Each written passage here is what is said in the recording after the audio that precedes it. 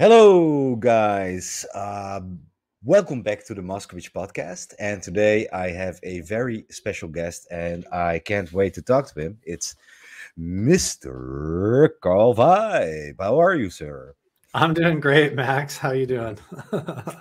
Great to have you on. Yeah, we had kind of a heavy discussion or a talk just before we went on. We're not going to disclose what about, but we bonded. We did bond.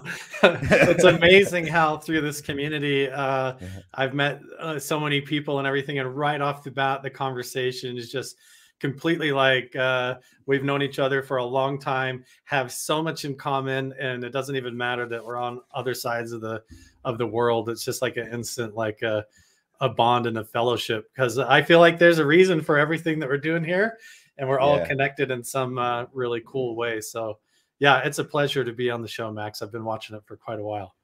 Well, I've been watching you, Mr. Crusher, Carl the Crusher, and you have way more channels, by the way. But yeah, so this is something that's very fascinating to me. It's like the people I meet in the UAP community or UFO Twitter, they tend to be very honest and real people. You know, people who are intelligent, people who are brave. They are willing to put out their necks. They're curious. They're engaging, and I don't know. I feel at home. What about you?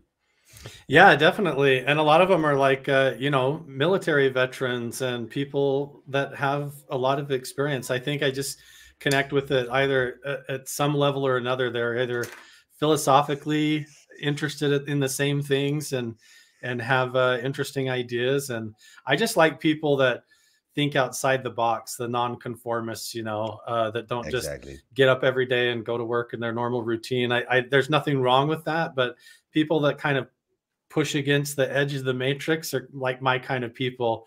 I was kind of always the kid growing up that didn't like to color in the lines and follow the maze. I would always shortcut my way through, and that's kind of how I've lived my whole life. And I end up finding a lot of people that live the same way and think the same way, and they're always involved in some really amazing things, and they're very intelligent, smart, intellectual people, surprising beyond what people's prejudices expect in this community. So Carl, tell me a little bit about your journey in life, man. How did you end up, doing what you do? Can you tell me a little bit about little Carl? How did you grow up, man? Yeah, so I grew up in a small town, in a very kind of like a isolated farming community that was very steeped in religion. So everybody that I knew growing up and growing to school was we were all Mormon. So I grew up in the state of Idaho, in southeast Idaho, born in a town called Rexburg. And then I grew up in a farming community called Sugar City, where they raised sugar beets and potatoes, Sugar City. Yeah. Sounds sweet. The high school mascot was the Diggers. We were the sugar beet diggers. That was our high school mascot. But yeah. Awesome. So yeah, I grew up in this small town community. So it was like the religion was real to me. It was everybody. That's all anybody believed in the community, at school and everything. I didn't know anything different until as an adult, growing up and getting out into the world and leaving the community and experiencing more things. You did grow up Mormon, right? I did. Yeah. I actually didn't even figure it all out and like leave the church until about 5, 6 years ago, when I finally cut ties with it officially. And I think emotionally and mentally it was a slow peel off, but some of that stuff runs deep when you live your whole life growing up in that. But so for me, it was like the paranormal type of stuff was something that was just a part of my upbringing. Even the foundational stuff of Mormonism, there's like seer stones and spirits appearing, and almost like a treasure hunt occult vibe to the foundations of the church that gets kind of like a Christian frosting over the top of it all in the telling of it now.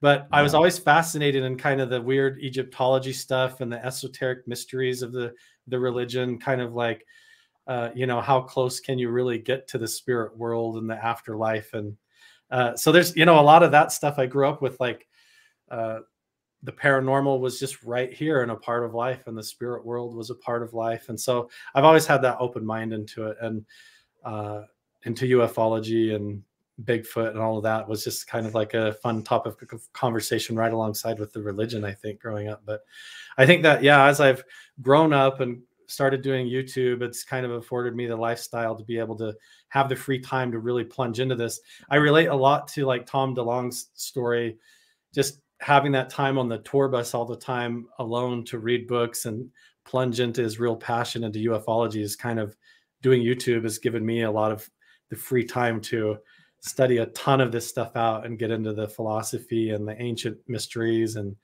meditation and ufology and all of it. So now I finally get to kind of do it and interview people and explore it full time on YouTube on all my different channels and jump into it head first. So I'm really excited about it.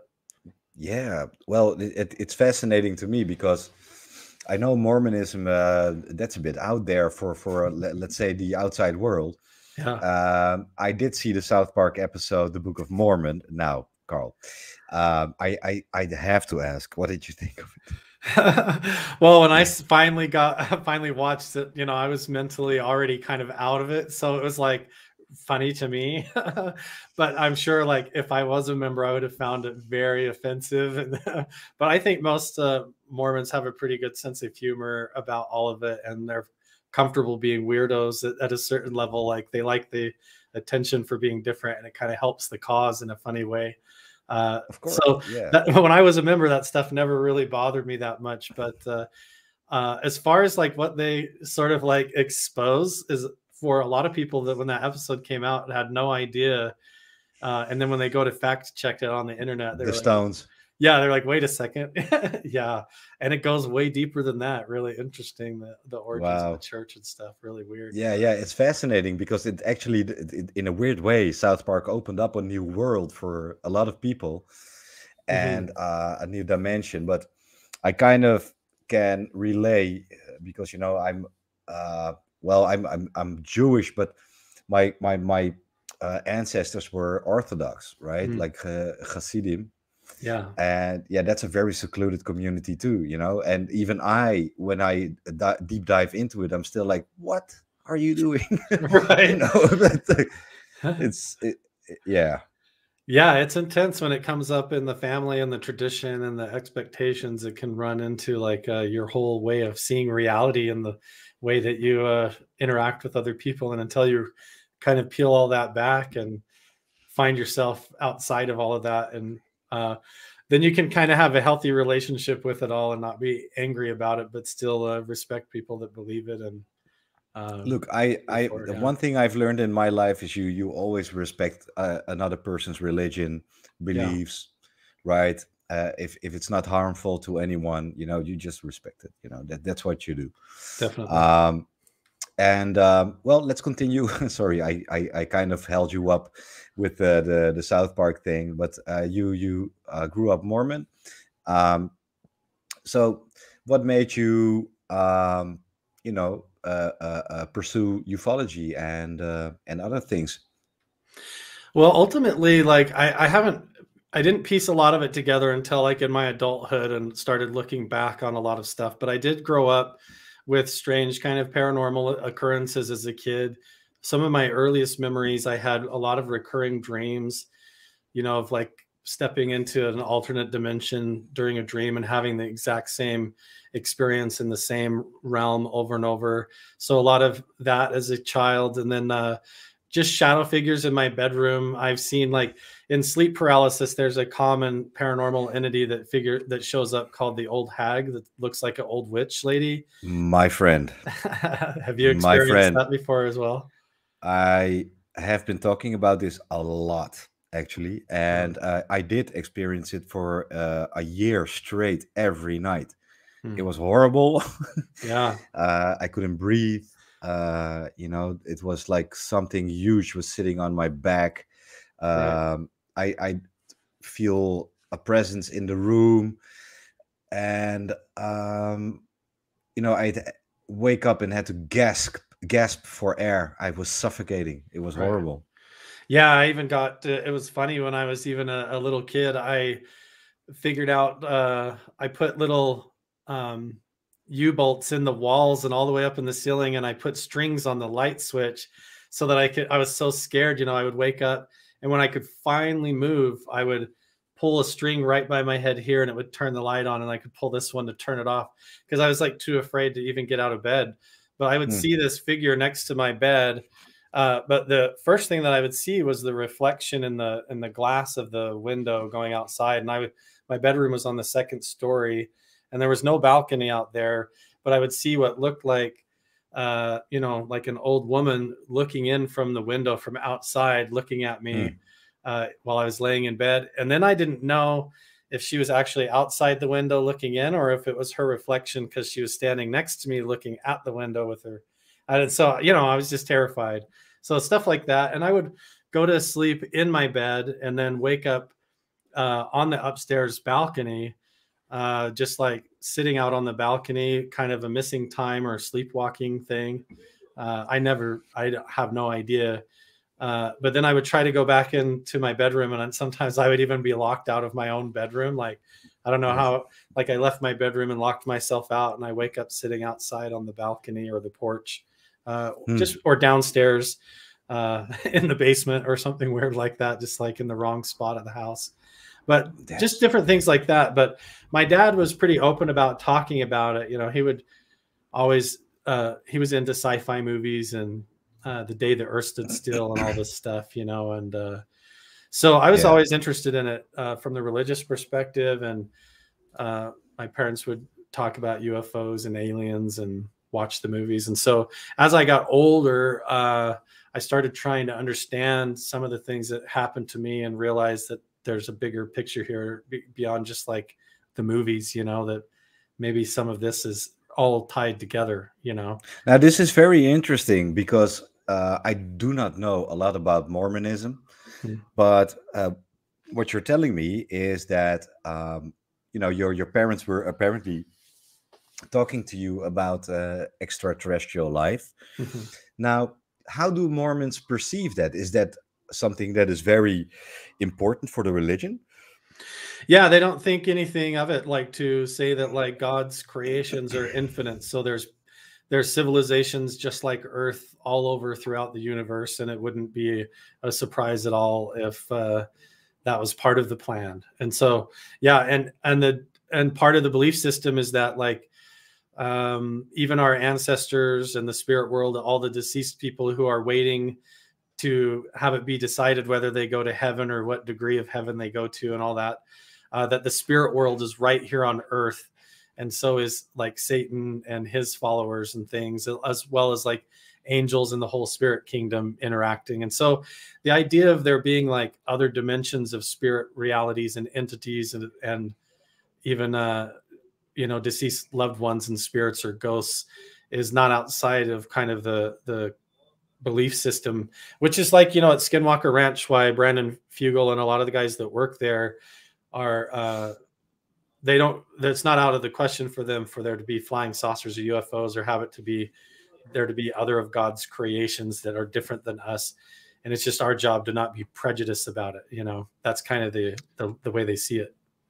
Yeah. Now, Carl, I have to admit, I've always been a bit skeptical about the connection between UAP and spirit world and maybe ghosts and entities and that kind of stuff. But you know what? I'm kind of leaning towards it now because of the consciousness and energy connection to UAP. But yeah, to me, it's still like something I just cannot grasp just yet because right. I but I'm very open to it, right? So I saw you know, on your YouTube channel investigating Skinwalker Ranch. Now, just from the top of your head, what was the most compelling thing you've encountered or what you've investigated? Compared to Skinwalker Ranch or just at Skinwalker Ranch? For now, at Skinwalker Ranch, and maybe then compare. Yeah. Yeah. So yeah, at Skinwalker Ranch, when I went there, so I didn't really expect anything because when I went there the first time, it was on a tour bus, with like there was 2 buses of people, and it was for like a Phenomicon event. So it's like a bunch of fans of the show all going to kind of drive up to the front gate. So I was just thinking, yeah, I'm going to get pictures and meet Thomas Winterden and some of the cast, and a lot of those guys are my friends and everything. So it was really cool just to go support them. But I did have first of all, when we were driving up the road on the tour, there was a lady on the bus that just had a total panic attack for some reason. She was like, I don't want to go. I don't want to go anymore. I don't want to go anymore. And she just like had this horrible feeling. And she ended up not ever even getting off the bus.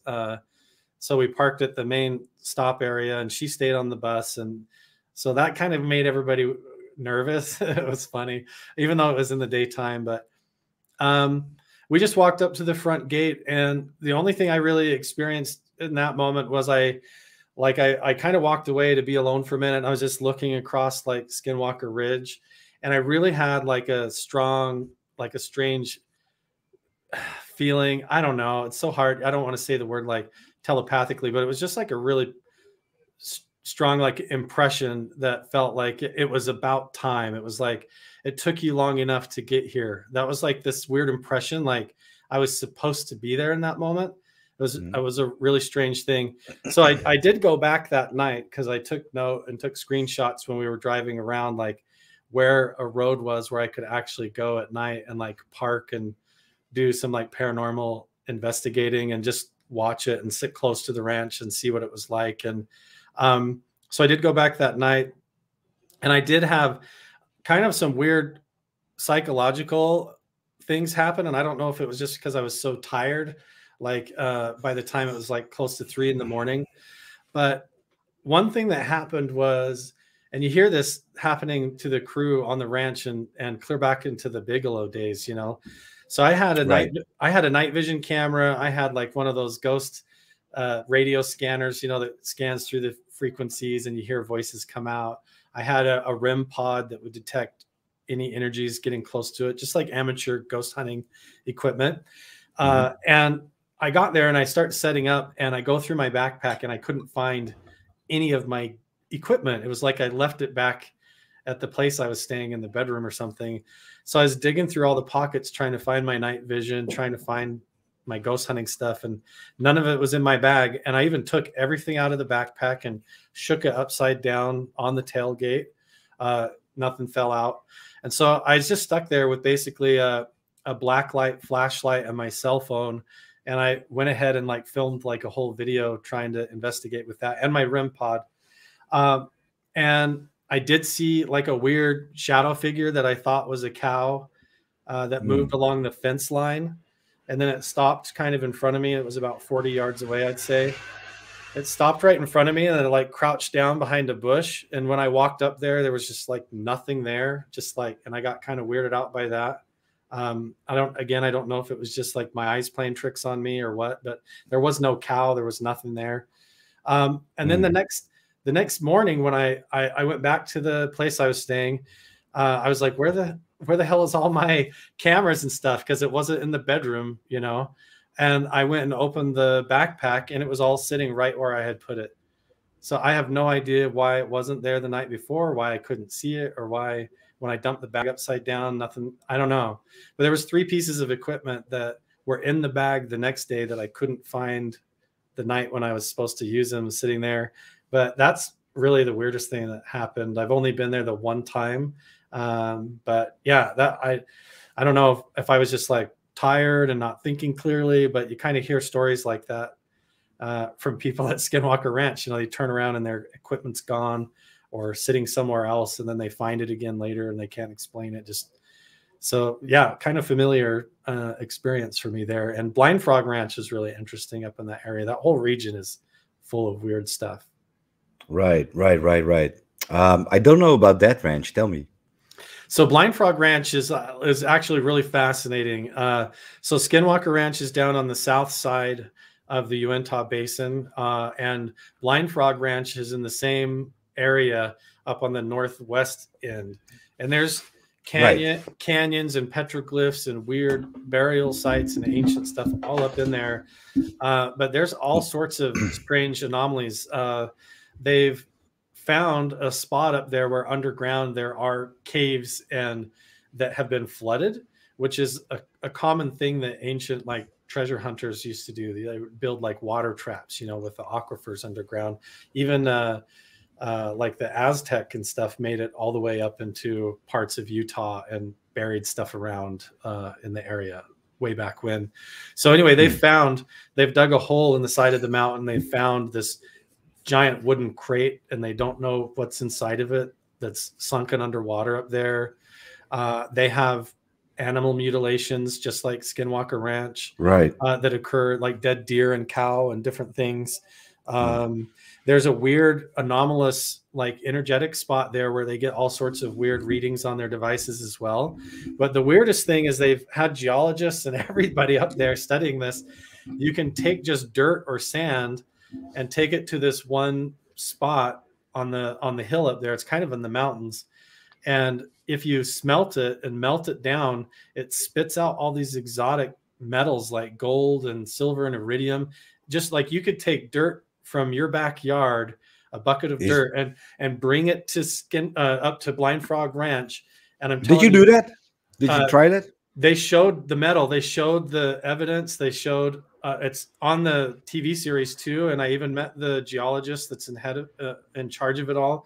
And there's teams of people coming in there investigating it to this day, and they cannot explain it because if you put in like a cup of dirt, it will smelt out like a half a cup of gold, like almost 50% to the volume. And the geologists there can't explain it. It's literally like alchemy, this weird, energetic, anomalous spot where things do not occur naturally when you smelt things down or try to melt the precious metals. It does not happen like it's supposed to in this one spot in the mountain. And so all of that's being investigated. And there has been a lot. That's good. A lot of UFO sightings there too. A lot up on the mesa near Blind Frog Ranch. And it's cool. I actually get to go this weekend up there to work with the Blind Frog Ranch crew to do a charity event and do a paranormal investigation as a part of the crew up there. So the Blind Frog Ranch outpost is doing tours and all that stuff to try and spread the word. So I get to go back up there actually this next weekend and work with those guys. It's going to be really fun. Can you bring me some gold? I'll try. I have a habit of sneaking rocks and stuff out of really cool spots, but if that's the spot and you can just like get exotic materials, I need some, man. Right, I hear you. Just joking. No, this is something very interesting, and I hope they investigate it. I'm curious how this sounds so. I've never heard about anything like it. Yeah. But then again, I'm very curious about what it is about Skinwalker Ranch. Why is there so much going on over there? What is it about the place, right? Now, what are your theories? Man, there are so many theories.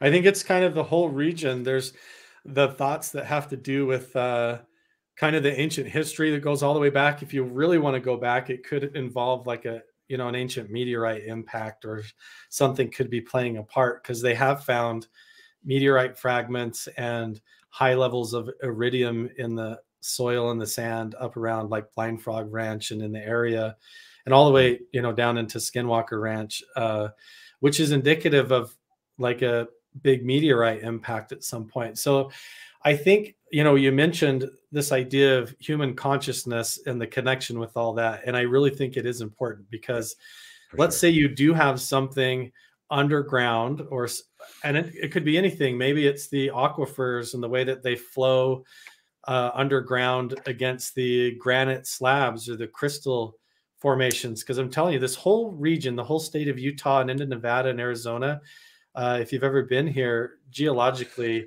is full of red quartz and white quartz and different types of giant crystal deposits in the earth. And even when you put those under pressure, it can create electromagnetic anomalies. Well, there was a gold rush for a reason back in the day, right? Yeah, and there's oil right at Yeah. Skinwalker Ranch and around that whole area. There's oil drilling rigs going and pumps going and all that. So even if it is a meteorite impact could have smacked into those crystals underground, or if there's a big aquifer of liquid mercury or who knows what.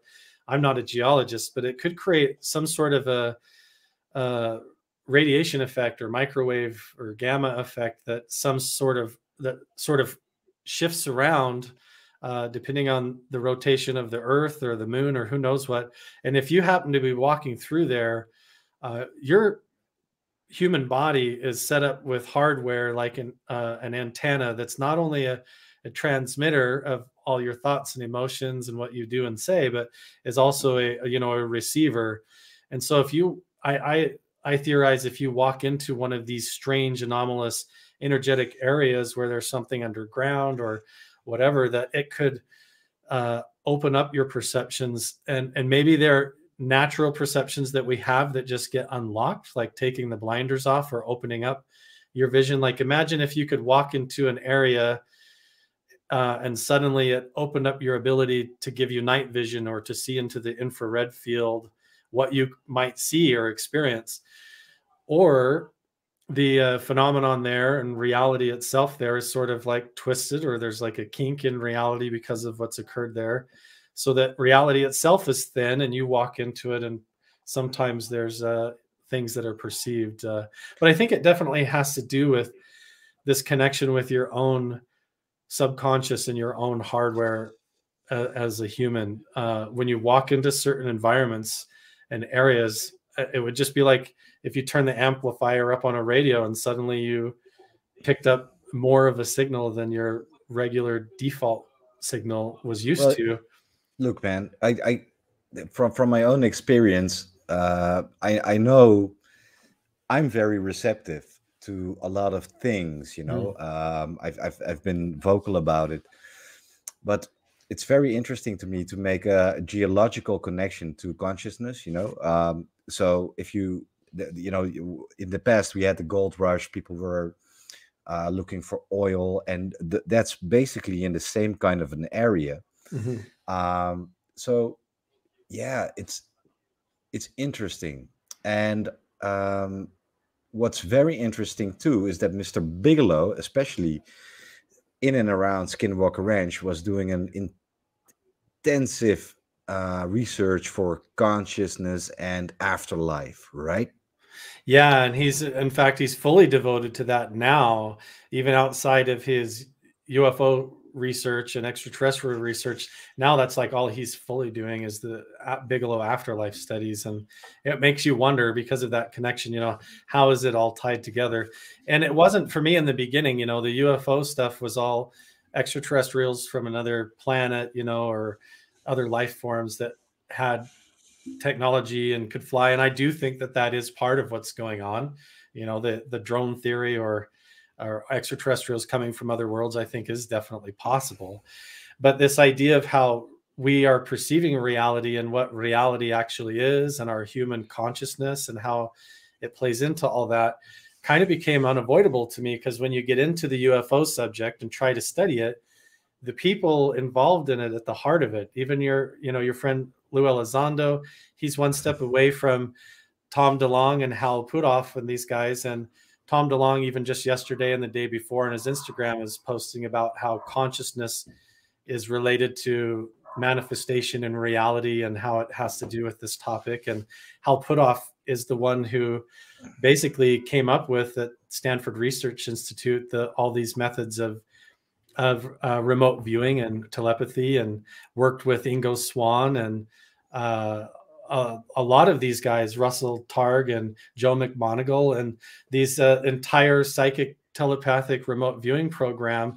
And so when you start to get into that, then suddenly you're looking into this whole phenomenon from a different angle. Like it starts to look like the paranormal and psychic research and telepathy, and it's all probing at the same questions from a different angle. You know, I'm still in it. You know, I started investigating UAP in March. Um, but you guys, you know, you showed me a whole different dimension that's connected to all of it. But I still find myself a let's say a student. Yeah. I still need to learn and hear a lot of information. And so to me it's very interesting because I have my own beliefs, right? Yeah. So whenever you talk about what you perceive as a investigator and what you encounter, I and I think my followers are gonna get fed up with my Kabbalah Mm. metaphor. I love the Kabbalah. Yeah. Yeah, Yeah. so Kabbalah to me is very important because that's my reference to the consciousness and the energy connection, and all of it is connected. You know, with the symbol of the tree of life, right? Yeah. And I know they're going to be like, oh, there he goes again with his tree. Yeah. But you know, it's very interesting to me because you know the tree of life is what you see above ground, is the tree and the branches, etc. But what's underground is what keeps the tree up, and the roots all play a different role, and Right. it has to do everything with your ancestors, your past. Yeah. It's connected to the soil, the with nature. You know, Yeah. it goes a long way. So to me, Kabbalah is very interesting to study, but I do feel there's a big connection to what you're telling me, Carl. Mhm. You know, and that is that what we can see plays a big part in what is manifesting in Yeah. front of us, or spiritually, physically, etc. Yeah. Yeah. I've one of my favorite books is called The Garden of Paradox by uh, I think his name is Rav Dovber Pinson. He's a rabbi, and he talks about the Kabbalah and all of that. And one of the deepest level teachings in there that he kind of explores is, at the core of it, is that everything in reality, in the end, it has to pass through the witness of consciousness as the perceiver. Exactly. You are the common denominator in there as the lens that all of that has to pass through, and you are the judge of all of that, like as the and that is connected with everything else in this phenomenal way. So it has to do with that oneness that also ties into this other ancient esoteric teaching called Advaita, or non-duality. And Mm. honestly, every which way I've looked at it, that's what blows my mind. Is it's the same when I've uh, looked at the ancient teachings from the Kabbalah. It fits with these ancient Buddhist and uh, even Hindu teachings that have to do with Advaita or oneness. The teachings of Ramana Maharshi and these gurus, you know, that in Tibet, they all are get at the same thing. And then now modern science and at the end of it are starting to come full circle and have to face all of these things as being connected to quantum physics and the nature of reality. Well, it's very interesting because Kabbalah is actually Jewish mysticism, and it started at the point when Jews became a monotheistic group, Yes. a religion, but it was their predecessors who were into shamanism and very much in touch with Right. nature. Right. Yes, so this is right from Right. the source. And So when you say it has a connection with Buddhism, and it's from the it about does. the same area, actually, because I do think the ancient people who became the Jews were actually from the Persian area. Yeah. So yeah. Even if you take like the story of Moses, you have Moses coming out of, you know, fleeing Egypt. And at that time, think about the name Kabbalah, the same teachings that were going on in Egypt at the time when Moses would have left. It would have been a multitude of different gods in Egypt. And then when Moses left, it became monotheistic. And Right. Kabbalah is the same as the idea of in the Egyptian teaching of the Ka body and the Ba body being the Kabbalah, which is this idea of having spiritual enlightenment at the level that you transcend the afterlife and your spirit body stays in form and you don't get recycled into the ether. This whole idea that the Egyptians were trying to overcome the Now, afterlife, the Kabbalah comes out of Egypt and got compressed in monotheism into the Kabbalah, and it became one tree of teaching. Yeah. yeah, and the Jews were slaves in Egypt. So, Right. So they had to do it their way for sure. yeah. Yeah. So Cool. it could be that the Jews actually introduced Kabbalah to the Egyptians, or vice versa. Right. Maybe. The mystical teachings that were going on in Egypt could have come from that subculture from the Jewish people there, bringing it in there with them. Maybe. Yeah, that's fascinating. There might be a connection, dude. I'm gonna have to dive into that. Right. That's very interesting. So what is it that makes you tick? What drives you to pursue UAP? What do you want to? What is important for you to discover, or what do you want to? What is your where's your journey heading? Yeah, man, I think there's many levels to that question. For me, there's, kind of just a surface level answer would just be like, if I'm going to go camping, it's so much more fun to go with night vision and a good mystery and go to a really interesting spot where, some fascinating things have occurred historically. I just think that makes life a lot more fun, like to go on adventures and stuff rather than just stay in the routine. So I kind of just like how much adventure it brings into my life at a certain level. And it keeps my mind primed because it's on the edge of so many different topics, like from science to quantum physics to philosophy to religion. There's so many different angles to approach it. But at the end of the day, I'm kind of on a quest to try and understand my own life experiences and the things that have occurred and that I've encountered. And ultimately recently, I think what kind of threw gas on the flames and really got me interested in it was after when my dad passed away. He died of dementia, and watching him go through his consciousness struggles to keep his mind straight and to understand what was happening to him really opened my eyes to be like, what is that going to be like what would that be like to lose your sense of reality, or your grip on your own memories and your life? And what will that be like to go into the afterlife? And do I really believe in one? Growing up religious and then leaving it, having to face all those questions again, watching my dad pass away the way that he did, really pushed me into becoming less of a student and more of an explorer of the phenomenon and the spirit realms. And that pushed me into meditation and these ancient wisdom things. But also once I started doing that, you have you see things in the sky, or you have experiences where things seem validated, and then all of a sudden it's like, am I doing this with my own telepathic abilities and my conscious connection with my environment? Or is there a spirit world, or is this extraterrestrials or another dimension?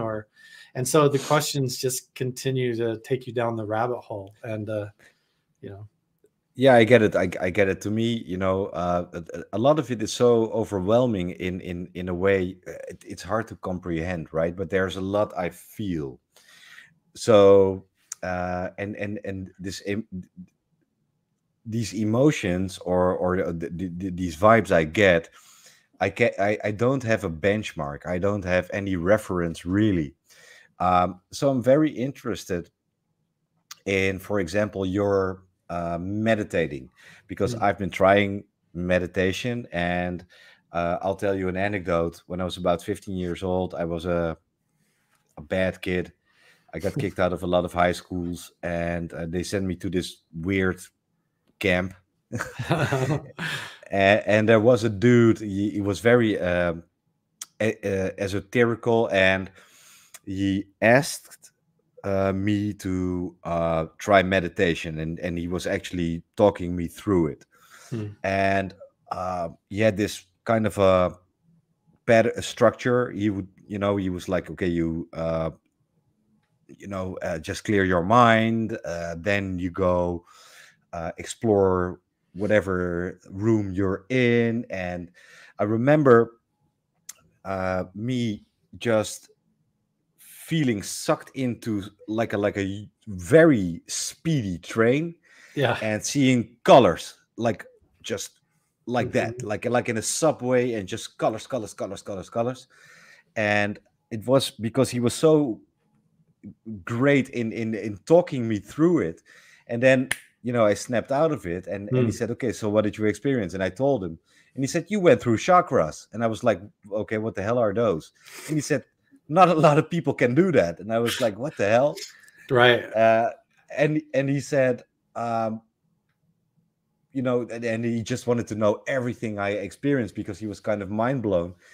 But the thing is, whenever I try to meditate now, I can, it's weird, I can touch in sometimes for a short period that I feel like, okay, I'm really in now. But it takes me so much effort to like lose everything in my mind and thoughts and surroundings. It takes a lot of energy out of me to feel really in meditation and so yeah, it's hard. And I want pointers. Yeah, it is a difficult thing. It's one of those things where even when you feel like, okay, I'm doing it, the thought like it's working, I'm doing it, is also just like what pops you out of it. The fact that you immediately start congratulating yourself for being a successful meditator flips you right out of it. So yeah, your own internal loop and process sort of gets you sort of chasing your own tail. But I've had to kind of learn that tail chasing and that part of autonomous thinking, just like your breathing or blinking your eyes or your heart beats on its own, is just a part of the autonomy that you don't really actually have to get rid of. Sometimes you just have to assign that part of your consciousness like a role or give it a job. And that sort of is like taking a hold of the reins again, so that you get a grip on that. And so like, I never, ever have the experience either of just being completely free of thought, where it's forever free of thought. The dialogue, the commentary continues to go on. But what happens is you become really self-aware, where you begin to notice the difference. So that constant dialogue going on, you become really self-aware of that in meditation, as well as who you are also as the witness of that dialogue, or the awareness behind that dialogue that's observing it. You become aware of the space between the thoughts. As you do get that space, that sort of expands as you experience meditation and go into it more and more. You kind of stretch that time out that you get, but also you kind of harness it as well, so that like that voice that constantly goes on, you can let it go and give it a job, like let it go more right-brained and less voiceover, and give it a job of visualization or more creativity. So instead of thinking in words, you let it become more like clouds, and then it's more diffuse and less noun-based, you know what I mean? So you can kind of be free of it. But what occurs is when you do start to explore these different levels of consciousness in your own internal thoughts and emotions, then you realize the different levels of awareness and the human potential that are underlying in there, besides just that constant conversation going on where you're like, well, I got to go to work and I got to do this and I got to do that. You have that constant conversation. But when you give yourself that space, sometimes, as you begin to explore that, like at the Stanford Research Institute, they have the gateway method, which is from the Monroe Institute. you Right. can try that program and just follow along with it like guided meditation, and it will take you into altered states of consciousness that are almost like going out of body. And what will happen is you'll feel like free of your own thinking and emotions, and you'll feel like in that space like you're floating through a portal or just in an empty peace and calm that they would call Zen. And then sometimes that will flip or kick out, and you'll find yourself like you're standing in another place or in a room, or there's someone there, and you'll have sort of an encounter or an interesting interaction with an entity or a being. And, you know, you come out of it and you don't know how much of that was just like a dream state you're having within yourself. But it gets really interesting when you see how much the government's researched it and how the millions of dollars that they've pumped into this, like, and how much they've even relied on it for counterterrorism operations and all kinds of stuff. For sure. Look, You know, man, I blows my had a mind. guest. I had a guest, Lance Mungia. Yeah. He, of course, made the documentary on Third Eye Spies about remote viewing. Oh, yeah. And you were talking about Ingo Swann just a second ago. So that was very interesting to me, remote viewing, because, you know, that also touches home with me, remote viewing, because I'm highly receptive. Yeah. Highly receptive. And I've never done anything with it, but I've had weird shit happening. For example, if somebody's very dear to me, I have a connection. I can actually feel when they're in distress. I call and I'm always right. Yeah. I can feel when something is about to be very horrible happening to me. I feel it coming, but I can also feel great stuff, happy stuff coming. Right. So it's weird, but I have it's like I'm an unguided projectile.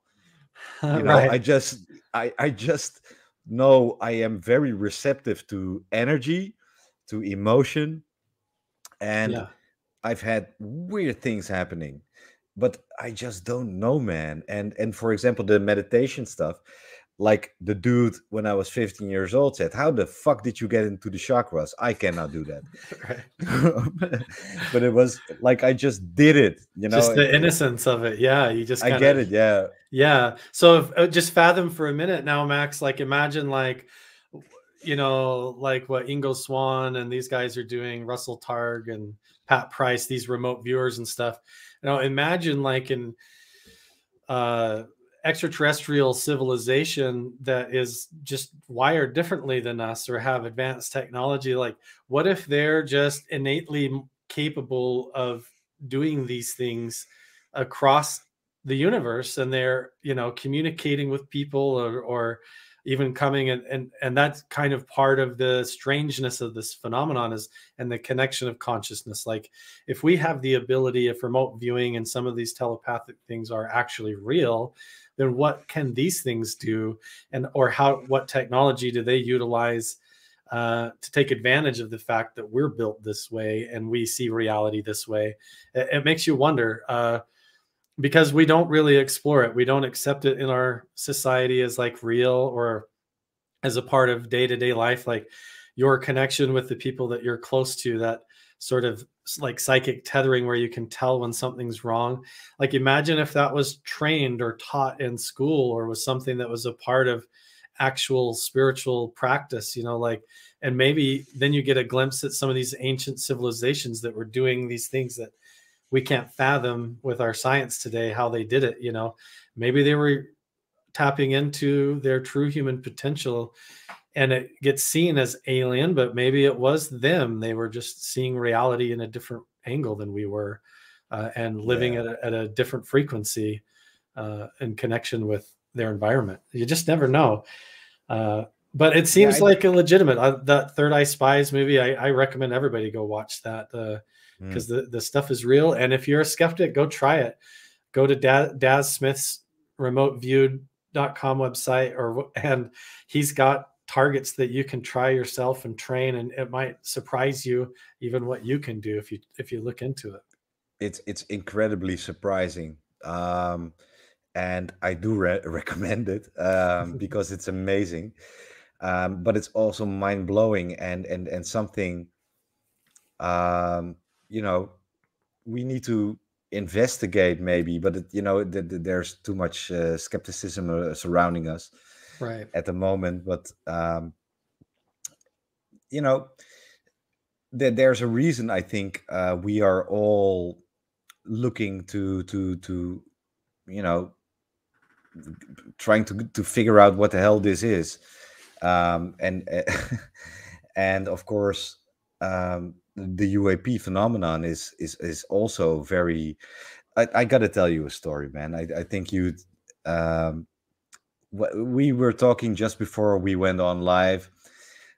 I had my first UAP encounter Hmm. right before I found out what I just told you.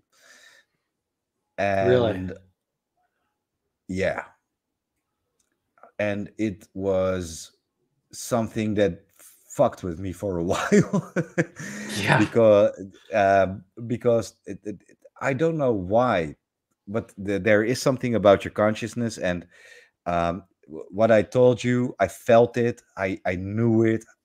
It wasn't that I saw anything, I just knew, right? Yeah. Yeah. And it opened something up. I don't know, like a switch or something, and I've been seeing since, Yeah. um, at least 2, 3 more times. Yeah. I It's like a suddenly you experience it the one time, and it's like yeah, like if you were a radio and you've always been dialed into just one station and suddenly you amplify that signal or have one encounter, it's like, you know better, your mind's now open and it's searching, and those neurons have been connected, and your consciousness is now looking and believes and knows and can see, like I don't know what it is, but I agree, it can like accelerate, or somehow you, once you see whatever it is. I haven't actually heard your encounter story. I don't know if you've told it on the show I did. before. I You not have? not Okay. only did I tell, but I've also showed footage. Oh yeah, I'll go check it out. I don't want to hijack the show with it, having you retell it all again, but I would definitely got to go watch that. No, But I'll tell. I don't mind.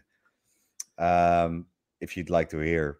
I'd love to, man. Yeah, because I'd love to hear the perspective. Because like what you're saying is, you're admitting though, like now, and realizing like how much the ripple effect afterwards, how it opened your mind. There is this conscious connection. Even everybody that came back from the Nimitz encounter that saw the Tic Tac, everybody wants to glaze over that, and they just want to talk about the physics of how this thing flies, and they want to see the science of it, and nobody wants to talk about how, like, it almost ruined Kevin Day's life, and how it haunted him like a poltergeist afterwards, and how all of these guys have had strange stuff occur, and sometimes their life and family unravel and all kinds of stuff afterwards and go in a I totally different direction. well, I did not hear about that. Is that something they've been vocal about? Yeah, I mean, a lot of the you kind of have to dig into some of the early interviews that they did when they were first coming out with it, and when you go look, a lot of these guys were having nightmares and all kinds of effects, to where they had to go to therapy afterwards and all kinds of stuff, because of the psychological and kind of paranormal things. And even all the guys at Skinwalker Ranch and Blind Frog Ranch and all those guys, when you talk to them off the show, they tell stories about how it affect their kids at home and their families, and how all of a sudden it's like their house is haunted and they have to do all this stuff to try and correct it. It's interesting. So yeah, I Mhm. want to hear that side of I it, got Max. Like, I got yeah. a story or two for you, by my friend. Yeah. Um, no, so because of COVID, I developed a very bad habit. I always did it in a bar, but or with a drink, but everything closed up, locked down, blah blah blah, and I was bored, and started smoking on my balcony. So late at night after working, I would go on my balcony and smoke a cigarette or two. I did start the UAP topic, admittedly, just before, and that makes you look at the sky. Yeah. So right here, Amsterdam East Side, I'm on my balcony, smoking, looking at the sky. I see 3 white dots, and they are moving in a circular motion like that, like that. Were they to the northeast, or which direction were they? Let me see. So northeast. Yeah. Okay. Northeast. So I would northeast. have guessed north for some. Anyway, go ahead. Yeah. So northeast. And when I was looking at that, I was like, that's awkward, or what are these? Or I was thinking satellites, or because Elon Musk, we see his stuff coming over our country for some reason. Yeah, I've seen that too. Yeah. And but then when I looked right and left of me, I saw higher up in the sky, I saw there was more.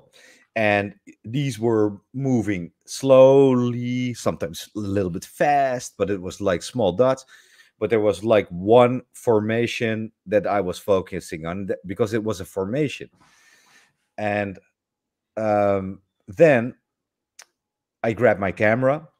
I wanted to film it. And, of course, I'm in a big city and there's a lot of light pollution. Yeah. And at some point, one of the dots in the triangle just lit up really bright and shut down.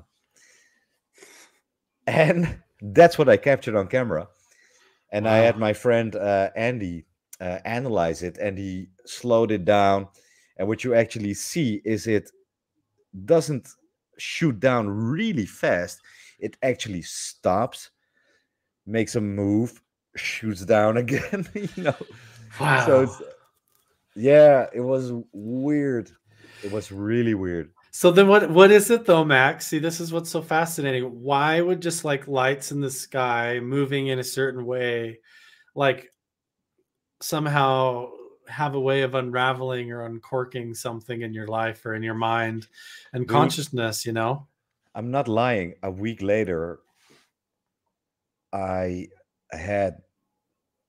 was ambushed with the worst thing in my life, basically. And I have some shit in my life, but this was really bad because it involves my kid. So it fucked with me. I was like, why is this happening? Yeah. And it was weird. And and after that, I kept on seeing. Noticing. Yeah. So you've seen other things since then now. Like it's like you're looking up and you're aware. Yeah. It's funny how that happens. Yeah. And and so then you wonder, like, if you keep progressing down that, and let's say if your curiosity had you reaching out to see, and your mind was reaching out, your emotions reaching out, or maybe you're like yearning to make contact or to see further, like what if suddenly it that explains why it gets blended into the paranormal, like in these locations like Skinwalker, and it seems to come down and account for a lot of these things, from everything from poltergeist to Skinwalker to maybe even something to do with Bigfoot or shadow figures and these abduction stories. I don't know how it all is connected, but it feels like at the core of it, when you hear everybody tell the stories, like there's a common thread through it. And even when you look throughout history, this idea of seeing a light in the north rotating like as a wheel in the sky. I mean, this is story as ancient as every ancient story you've ever heard, making contact or having some. Do tell me, man, because I didn't know it was. Yeah, common. Man. Yeah. Like Ezekiel basically took a nap with his head on a meteorite, saw a wheel within a wheel, a chariot on fire coming down from the north. The symbol of the swastika actually is the symbol of the wheel, is the wheel of the sky. Before it was hijacked by that culture, it was a symbol of the North Star, of the Big Dipper in its rotation around Polaris, around the North Star. And it had to do with meditations and rituals that had to do with opening dimensions of reality, or shifting time, reversing time, or pausing time. And then all these ancient stories, all the ancient aliens, legends, UFO sightings, and a lot of religious encounters all start this way. In Tibet, the Kala Chakra mandala is all the symbol of the wheel of time, and it has to do with the North Star and the rotation of lights in the sky in the north. And it has directly to do with like God coming down in his palace in the sky and visiting people and teaching lessons and all that stuff. It's all connected in some strange way, man. That's why I was like, I could have guessed that you saw the lights in the north, because when you said there was like a formation and they're rotating like a wheel in the sky, I'm like, I could have almost guessed that it was in the north. That's such a common story, Max. Like throughout all this, it's so wild. I don't know what it means. I don't know what it is, but I'll send you what I've captured. It was nuts. Do you see these, Carl? Yeah, man. Boxing gloves, and now I'm gonna bore my my viewers again with a story I've been telling. But my grandfather gave me these boxing gloves when I was about 5 years old. Cool. And when I was about 16 years old, I moved from the south of Holland to the north of Holland, and I had a really dumb accent, kind of like the equivalent of Kentucky or Louisiana or Florida, whatever. And I was a bad kid, so I got kicked off a lot of high schools. And when I came to the north, was basically my last chance. So I couldn't afford to get kicked out of school again. But the kids in the school, they were messing with me because I had a stupid accent. So I remember lying in my bed, very frustrated because I couldn't do anything. And I had these boxing gloves right above my bedroom door. And I was reading a book or a comic, or I can't remember. And so frustrated, so angry. And at some point, out of the blue, these boxing gloves go poof, yeah, like that. No windows were open. Nobody opened the door. And I remember not being afraid at all, just knowing what to do. And the next day I went to school, and the one who was bullying me the most, I fucked him up. Didn't get kicked out of school, yeah, but got some respect, and I had a great time actually after that. Now, time lapse. About 2-3 years ago, a man wrote a biography about my grandfather, who was a Holocaust survivor, sole survivor of my whole family. Wow. Yeah.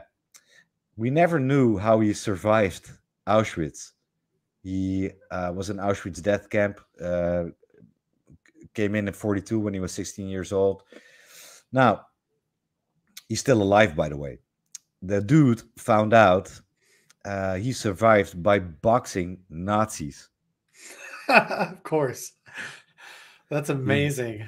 He fought fucking Nazis. That's insane. He gave me these when I was 5 years old. Now, if you know the story of my family, they came into Auschwitz in 1942. Right off the bat, my grandfather's mother, sister, and little brother were put to the gas chamber, murdered.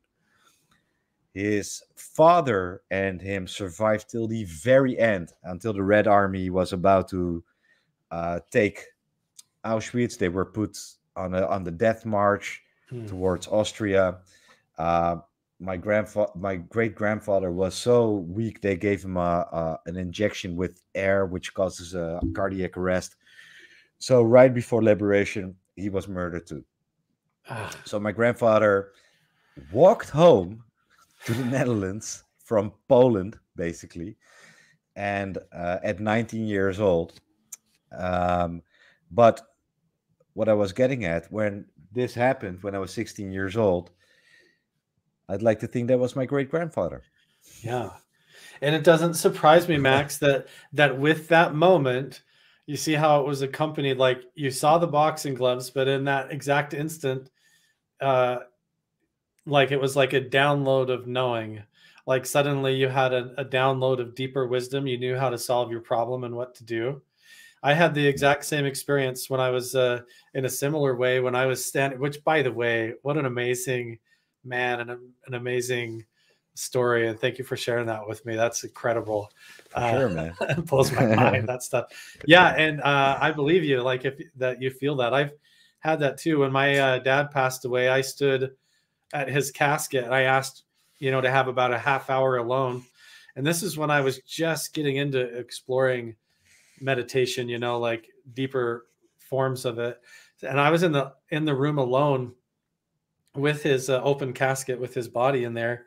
And so I just stood across the room. So it was just me and his body there with, I don't know, maybe 20 feet, and just us in there, nothing else and nobody else.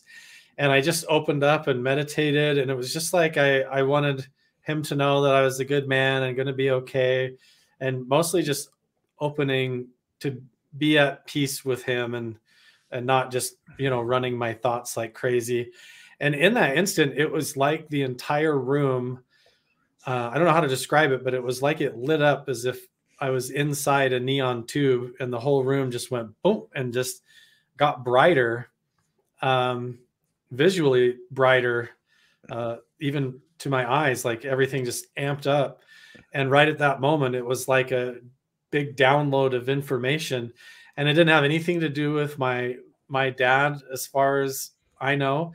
It had everything to do with like physics. It had to do with like the nature of our reality being an illusion of light, and how what we see as the emptiness of space was this like counter space that was actually full of a different dimension of reality and energy. And it was like a massive download of understanding a totally different way of even seeing like how I fit in the universe, and my way of perceiving reality, what has never been the same. It just was like an entire download of knowledge was input into me, like Wow. this epiphany. And then I walked out of that trying to not only understand, was that my dad? Why did the light enhance? Why was it all science-based? And then so trying to sort that out has sent me down this path. And so like that little tiny thing, like the boxing glove swinging, just that light going up somehow awakens this conduit, or like a connection, like your antenna suddenly picks up a different level of signal, and you just know like certain things. But ever since Yeah. then, it's put me on this path, and now here we are talking, and I'm going up to Skinwalker Ranch and talking about UFOs, and it's just like enveloping my life in a way. So you said you've had some experience in your life. You just told one of them. Is there more? Yeah, I think one similar to the boxing gloves. I mean, recently I had one where I was sitting in my bedroom. I have a chair in the corner that I'll sit like yoga style and kind of meditate. And I was sitting there. I didn't have any sound on or music or any headphones or anything, and I was just meditating. And then in the dark, and then the ceiling light. I have two ceiling fans and with lights on them in my bedroom, and I've had like the light turn on and off and on and off, and then the fan turn on and go one way and then stop and go the other. And when that happened, I smell like my dad's cigarette smoke from when I was a kid, kind of in the back of my nose, like a memory. And I'll even say dad, and then the light will like turn off. That's happened. I have seen, orbs of light, balls of light in the sky, shadow figures, things like that. But a lot of it is, for me, because I've been exploring meditation, is kind of like I'll get into a meditative state, and then it's almost like it jumps into what you would almost consider like a vision or an altered place. And some people, like in remote viewing, they would call it bilocation, where it feels like you're suddenly standing somewhere that your body isn't, and very vividly, like a lucid dreamer, like you're standing somewhere you didn't expect. And then I sometimes have an encounter, and sometimes with a relative or someone that claims that they know me, or a strange entity or something scary sometimes. But yeah, I like to experiment with all of that and see what happens. It's kind of interesting to me. It is interesting. Yeah, so I've had these weird experiences. It's not the only one, by the way, but I've had these things, like having this connection with certain individuals, knowing what's about to come, or feeling. No, it's not knowing; it's feeling what's about to come. something bad or something good, um, seeing things. It makes me want to explore this much more, but I need someone or something to give me some, like references, yeah, how do you call it? Something to hold on to, because it feels also, I feel like an unguided projectile. Oh, there's so many different things, Max. Like if you approach it like law of attraction and The Secret, or if you go at it through the Monroe Institute and Gateway, or Buddhism and meditation, or remote viewing. I mean, it really, I think your intuition again is going to guide you, whether to what feels right. For me right now, I've accepted that it kind of fluctuates. Sometimes I feel like I want to be regimented with it and I have like a protocol. And other times I feel like that just gets all in the way, and it's more like a type of meditation called Dzogchen, which is really just naked awareness, where I just drop everything and just try to go pure and open. Yeah, that's what works for me. Whenever I'm like vulnerable, like quote, naked, and I'm not being my own sabotage channel, the thoughts, the things that disturb the whatever it is. If I'm just these moments, and usually you're not even aware, you are like really open at that time, that's when something goes down. But I don't know how to do that. That's there's so much out there, Max, and I'm happy to refer you to a lot of that. If you want to do it more like as more of a exploratory thing, you really could approach it through the process of like studying remote viewing and mastering it like you would judo or martial arts, or boxing. I'm a huge martial arts guy. Yeah. I would say me too. I actually have a black belt in Shido-ryu I used to teach when I was younger. So that's awesome. Really cool. Awesome, man. I've been into Taekwondo, Dutch kickboxing. Yeah. I'm looking into Brazilian Jiu-Jitsu now, whenever I can, when they open up the schools again. Same thing, Max. So in the same way that you would find in the world of combat sports and self-defense, you would find it's a mixed martial art field. Now, you approach the whole thing with a unified approach, open without prejudice to all the different methods, because when you need them, it's important to know the variety of tools and the tool set to defend yourself, right? So if you look at this now, it's time, the second half of your life, you've done this all in the physical realm. If you approach it the same with your soul and your mind and your consciousness, it's not that much different, man. It's the same as starting to become aware of like when your opponent is giving pressure over here, and so you just instinctively know how to respond. You just start investigating this stuff, man, and you delve into it, and then you progress through the degrees, and they call it awakening or enlightenment or whatever you want to name it. Dude, I gotta ask you. I know I'm taking way much more of your time than I'm supposed to be. I'm great. But martial arts are to me also very interesting in whatever this is we're looking at, because it's something very pure, right? Because there's nothing more pure than to fight a man.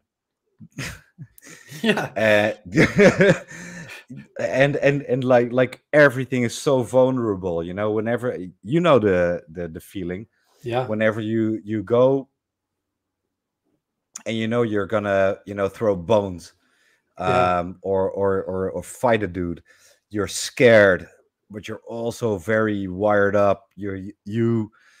There's something going, and there's a weird spiritual connection to your opponent, and that is why men, whenever they fought each other, embrace each other, they hug each other. You shared something. Your spirits danced.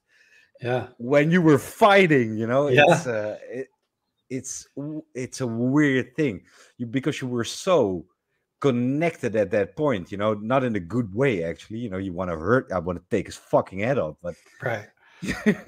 but there's something that makes you brothers after that, and there's a brotherhood or a connection that is, for the most people, something that will stick forever. It's Right. like boys. Every one of my best friends, I fought first. Right. Yeah. Yeah, it's funny. So Yeah, but when you think about it, Max, like in those moments when you performed your best, it's in those moments when you're in that flow state, mentally and right, emotionally. Because if you're sitting there thinking, okay, now I'm gonna dodge and I'm gonna slip left and slip right, there's no time for any of that. You're in this raw instinctual stage where it pushes you in those environments to have to open up that naked awareness to where, but in a hostile environment, like at the raw edge of it, that would be like at the very far masculine edge of the phenomenon of this like connection to this altered state of consciousness. And it's like one of the most admired things in sports, like even in basketball or soccer, somebody gets on fire and they almost become like superhuman, where your autonomy takes over. And it's almost like you witness yourself doing these things that you've practiced and trained and pulling this off, like the timing of how you slip this or that and pull off the takedown. The whole time it's occurring, you're almost like amazed that it's happening in your instincts and your intuition. And that is also a clue, if you look at the feminine side of that, or like the more gentle aspect of that, then meditation and like yoga would be like the feminine peaceful side of like the martial arts. So you're doing like right, more stretching and the spiritual intuitive side of it and the peaceful aspect, but you're really coming into touch with the exact same sense of self as when you're fighting, except for you sit down and do it within yourself, just as a soul and your own. You do that connection that you have with your opponent, you then do with that voice in your head. right. And that's like meditation, I gotta tell you this. First of all, Lara Sandling Bennett, thank you, lady. I would love to talk to you, by the way. I saw you in the chat. And I'll get back to you. But what I like to share with you is I know a lot of Dutch martial artists, and no, there's a lot of it's like a worldwide phenomenon. A lot of martial artists, they meditate. They Yeah. meditate. They get into the state of mind Mm-hmm. to fight this guy. They focus on this one guy. They literally meditate.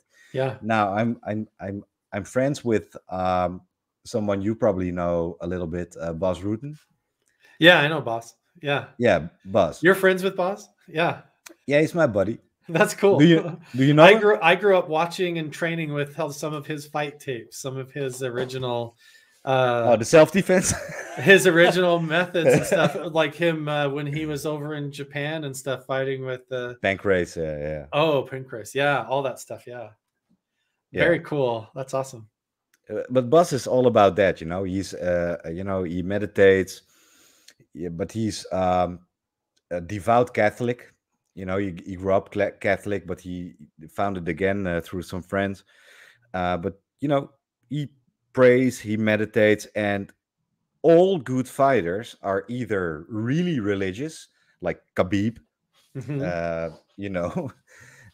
They lead a very clean and healthy life. They're very much connected to their religion, or they're very spiritual, and that's what makes them exceptionally good, I think. I agree. Yeah, these guys are all doing a certain level of their own form of like meditation work and yoga and spiritual work and all of that stuff to get at that high level. Probably even just a certain part of it is just that life at that extreme athlete. If you don't, you end up getting chewed up and spit out by that type of lifestyle and industry, like Mike Tyson did. And even he now is coming around, and on even Mike Tyson and a lot of these fighters, MMA fighters, talk about their spiritual life and enlightenment and how much that got them through, or they found it since leaving fighting. But it is all connected. It's the same thing. You kind of like realize that at the end of it, you're at war with yourself and your own emotions. And if you're going into any situation as a mental and emotional wreck or anything, and when that expands out into your life, outside of just like fighting and getting through your day-to-day life and combat sports, then you start looking at, seeing the people around you pass away, or you encounter weird things in your life, and suddenly it all starts to, you have to look for answers and how it all fits, but it is all connected. Is there someone like standing at your desk or something? Someone at my desk? No. You look like, do you have different screens or? Behind me? No, like right or left, but. No, I don't. It's a bookshelves behind me in my office, and all my crystals and stuff here. No. Okay. No. I thought you were looking at someone because. Oh, sorry. Am I glancing up away from the camera a lot? Yeah. My monitor. I've got you kind of up. I have a big monitor here. Sorry, my camera right here. Sorry about that. Okay. Yeah. So. That's a very interesting thing. I do find, in a weird way, martial arts maybe also a form of meditation. I don't know why, because it's so physically demanding, and you have to, at some point you're so tired and your body hurts and you feel you can't go on, but then you go on, you get the second wind, and it makes you very clear-minded in a way. You're not being poisoned by anything else anymore. I do love that. That you can get your mind into a state like that. Yeah, it kind of pushes you to where you realize, it forces you into those positions to where that the internal dialogue starts throwing tantrums and wanting to quit and wanting to give up and finding a way out. And eventually it kind of pushes you into that state of exhaustion if you're doing like real intense combat sports and training, to where, that voice sort of has to give up or surrender. And you realize your potential goes on way beyond the conversation going on in your head, and teaches you a lot about yourself, and what you're made of, and how much, even when you mentally want to give up, how you're usually not even halfway to what your potential is, and how far you can really go if you push, and what you still got in the tank. Yeah. Definitely. And the thing is, I've interviewed as a journalist a lot of world champions in Holland, and you know what? These are the most honest, nicest guys you will ever encounter. They wouldn't hurt you ever. They wouldn't say a bad word. They wouldn't show any ego. They don't have to, because these guys know they can kick your ass with their pinky. Yeah. And they don't have anything to prove, and they are the most gentle people you would ever encounter. They won't let you pay for their dinner. They will take the bill. This is something I've experienced. They don't have a problem inviting you over to their house. There's a lot of people who have a problem with that. They just don't have any insecurities. They just know they can fuck you up. Yeah, the type of guys, they don't care about the suit and the money or any of that. They look right through all that, and they say, I can reach across the table and grab you by your fancy tie, and none of that matters at all when it's just hand to hand. It doesn't matter, and they know that deep down, that at the core of who they are has been tested. Yeah. No, sure. It's amazing to hang around with those guys, because I know they will never lie to you. They will never try to, do anything bad. It's just they are so I don't know how to say this, but you know that they've experienced every hardship in the ring or in training, and you know there's no reason for them to be insecure about anything. Yeah. Yeah, they just have that inner balance and that confidence, and you makes you wonder if they some of that comes, you know, from the training, but also just the residue of that spiritual work, because they have to go to that place emotionally that whenever they find, even socially, in an awkward situation or in pressure, you see them just like staying calm in the same way that if somebody's got them in some kind of a submission hold, they know that like panicking and trying to resist is not the way to get through it. Like staying calm and relax and finding the opening is the way out, you know, and just staying calm is always better. True, and once in a while you lose to someone, you know, that's very humbling. True. Yeah. Getting used to that feeling of, and a lot of these guys, you know, they look at you like, even if you hit me as hard as you could, nobody ever hit me as hard as my daddy did when I was little. Some of them have, you know what I mean? Some of them have that kind of grit to them too. So For sure, for sure. Look, on that note, man, thank you so much for an incredible conversation. And anytime, man, anytime. yeah, same here. It's been a pleasure. Really fun. Just like catching up with old friends. Like, uh, glad to finally be able to do it. I'd love to do it again. I'll have you over on my show as well. It'd be awesome. Sure, man, anytime. So, Awesome. just give me a date and I'll be there. Cool. Let's do it. Thanks, everybody. Thank you, viewers. Thank you for sticking around. And well, this was Mr. Colvripe, and make sure to subscribe to his channel and all the social media. And you know, we all love you. Bye bye. Thank you.